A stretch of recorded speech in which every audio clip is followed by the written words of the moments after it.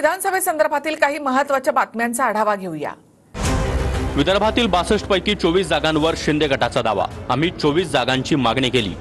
सर्व जागांवर शिवसेना उमेदवार विजयी होतील। संजय राठोड यांच्याकडून विश्वास व्यक्त।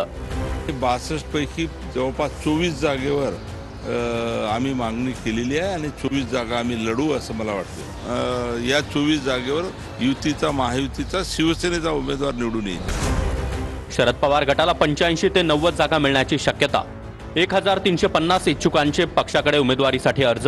सर्वात जास्त अर्ज देवळाली मतदारसंघातून, तर अणुशक्तीनगरमधून 9 जण इच्छुक। उमेदवारी न मिळाल्यास अपक्ष लढणार नसल्याचं बॉन्ड पेपरवर लिहून दिलं।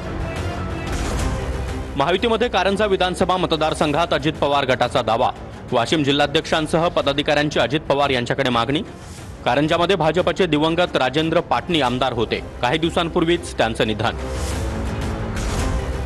मुंबईतील भायखळा आणि वर्सोवामधून काँग्रेस आणि ठाकरे गटात मतभेद। सूत्रांची माहिती, भायखळा आणि वर्सोव्याच्या जागांसाठी दोन्ही पक्ष इच्छुक।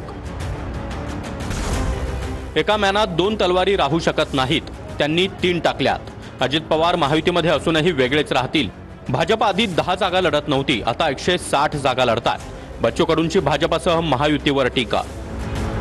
आता भाजपानं जे 10 जागा लढत नव्हती महाराष्ट्रात, त्याचा 160 जागेवर दावा करतो।